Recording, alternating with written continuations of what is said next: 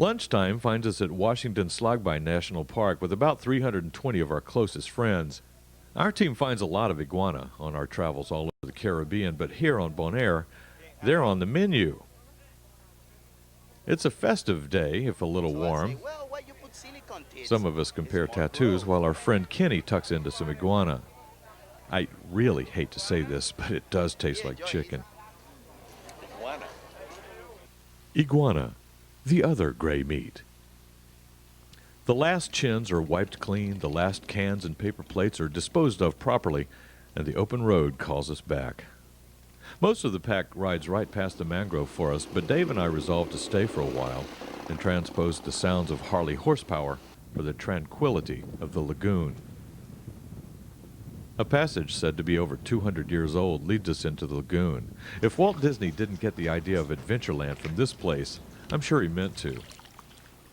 Our guide is none other than Gerard Van Erp, author and managing director of the Mangrove Information and Kayak Center on Bonaire.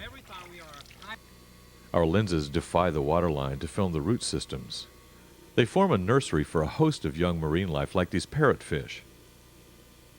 In the seagrasses of the lagoon floor, we discover Cassiopeia frondosa and Samachana, the peculiar upside-down jellyfish.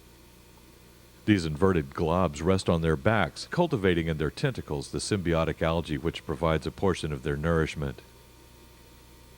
While we're here on Bonaire's north shore, we decide to take advantage of acceptable conditions on what is usually the island's wilder side. Lac Bai is a high-voltage dive. Crashing waves and ripping currents often make diving here impossible. The site is fairly well behaved today, and we get to check out some of the reef's more interesting residents, like this green moray.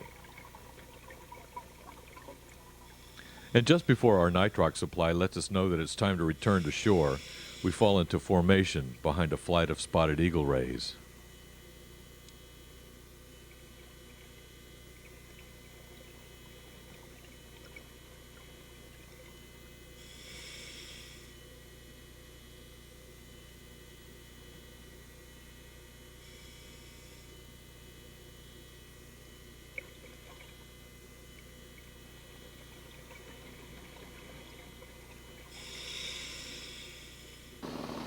Back on land after a suitable surface interval, we avail ourselves of the ideal situation with which this trip to Bonaire has presented us, a marriage between biking and diving.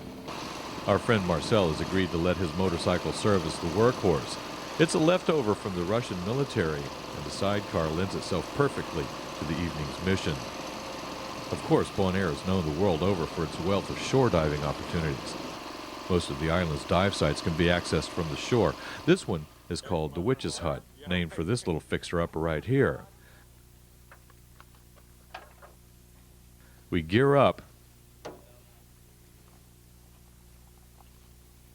stroll across the road, and hit the water.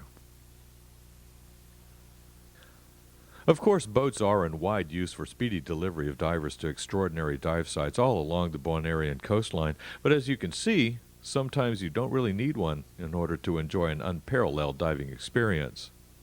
For example, the wreck of the Hilma Hooker is a compelling dive, and she's just a short swim from the shore.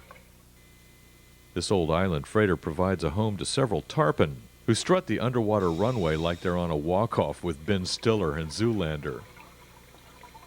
Camera strobes pop all day long on this site, which is one of the most popular on Bonaire.